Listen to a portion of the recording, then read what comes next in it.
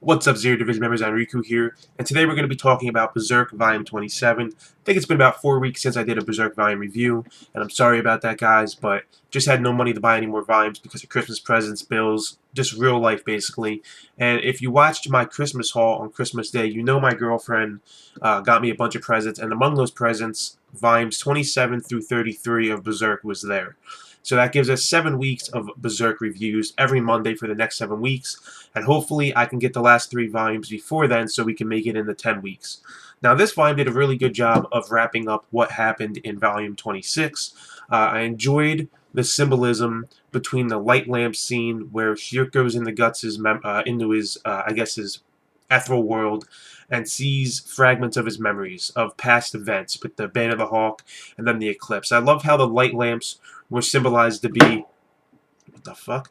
To be the good moments in his life, and the darkness was symbolized to be the bad moments, the turning point of everything going to hell, basically, with the eclipse. And if you remember, way back in the Golden Age arc, there was a scene where, a few times, where bonfires were representative of Guts' fond memories of the Golden Age arc, among his comrades with the Bane of the Hawk and whatnot. So I enjoyed the fact that light lamps are sort of the same thing as the bonfire, and both go hand in hand in representing Guts' fond and enjoyable memories. So I thought it was sort of a throwback to the Golden Age arc with the whole bonfire symbolism and whatnot, and I really enjoyed that. I love that Schierke was the one that had to go into Guts' ethereal world and pull him back from the edge of the abyss, get him to realize that he's losing himself, that he's supposed to be protecting Casca and getting her to Elfhelm, and he realizes it and comes out, and we see the physical change in Guts with the strand of white hair that the Berserker armor did to him because of the stress it was putting on him. Just absolutely crazy what this Berserker armor can do. And I said in my previous review that it's definitely a double-edged sword. Yes, it makes him more powerful, it makes him go into a Berserker rage, but it also makes him definitely feel some pain. It does a number on his body, simply because we see it actually fix broken bones on numerous occasions. For example, it broke his it mended his ribs, it mended his broken leg, it mended his broken arm, but it causes him to lose a lot of blood. So it's something that a normal human could definitely not wear, but this is an individual who is existent in the intersight, so he's able to withstand it somewhat, but it's still taking a toll on his body. And apparently it did so to the previous owner of the armor as well, and I believe that would probably be the Skull Knight, unless somebody else owned it between the Skull Knight's time and Guts' time. But I also enjoyed the heartfelt farewell between Flora and Schierke, and Flora basically saying that she still is in existence, just in a different form, that she might come to Schierke in her dreams. But I love that it just proved to solidify their relationship, that they were more like a daughter and mother than a disciple and master. Basically, Flora saying that, that was her sunshine and whatnot, but it's time for her to leave the nest. I really loved it, and it almost brought me to tears as well. But overall, the battle between Guts and Grunbeld, Grunbeld changing into a fire-breathing dragon, was not expecting that, and he looks absolutely terrifying and awesome at the same time. And the artwork in this volume was off the fucking charts. It was amazing. I think this is the best artwork I've seen from Miura yet in a volume. It was just absolutely mind-blowing and beautiful, and it was just so detailed. But, Guts going head-to-head with Grunbeld in his true apostle form, and then the other demons, the other apostles, killing them before they transform, and one of them even going as far as saying, that's not fair, they were transforming. Guts don't give a fuck. He needs to get the upper hand, he needs to strike before they transform. He was just eliminating them, and this was happening.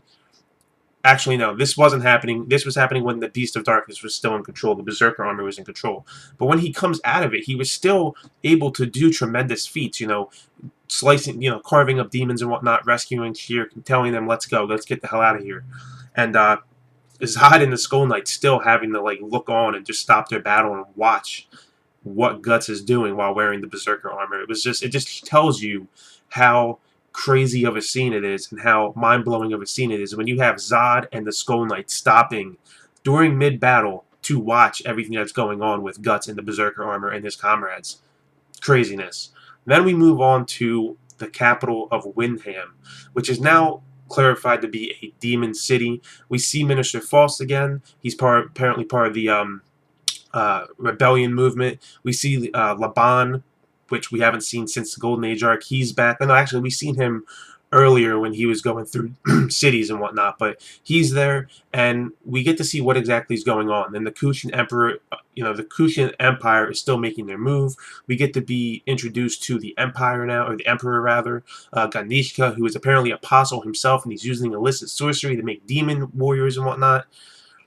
Seeing this new character definitely brings a new dynamic to the story, because I was not expecting to meet an apostle who goes against fate and his own masters. He doesn't want to give up the world that he conquered so far to the God Hand, specifically Femto. He doesn't want to give it up. And he says, he will fight until, the last breath, and basically last breath, to keep what he claimed. He trampled upon many foes to gain this land, and it's going to cost his enemy blood if they want to take it from him. And at first I thought, Skull Knight was an apostle, and that he was the one that was fighting against his masters.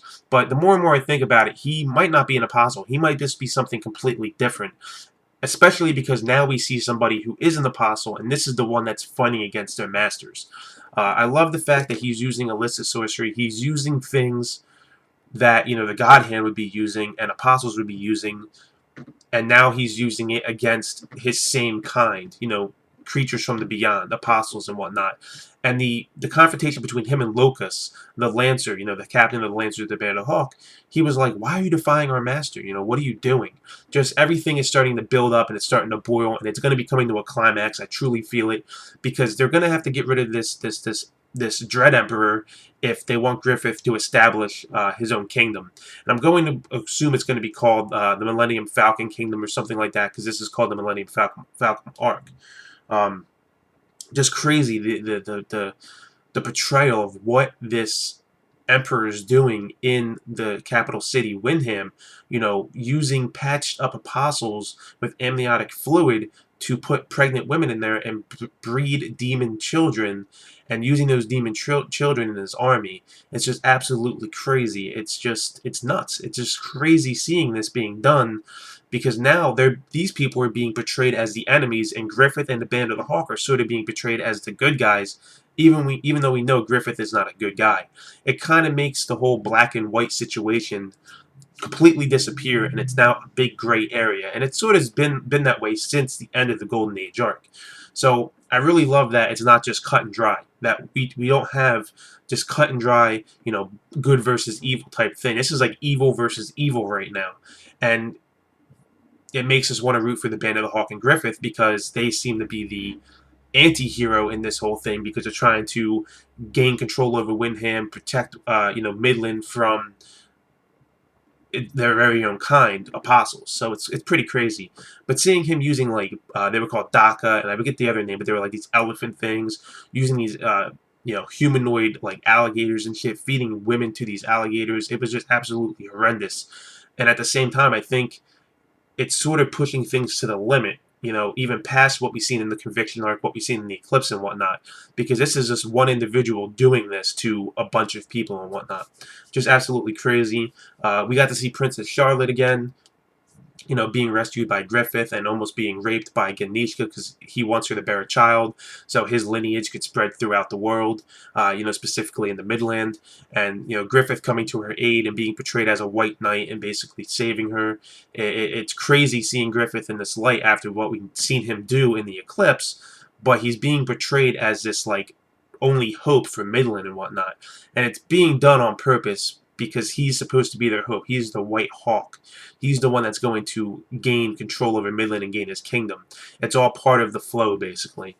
It's absolutely insane to see this. And he rescues her with Zod, and I wonder how Charlotte's going to react to this, because Charlotte's seeing Zod, she might wonder if Griffith has changed as well. So I want to see how Charlotte's going to react to everything that's going to obviously be brought before her once they land or whatever.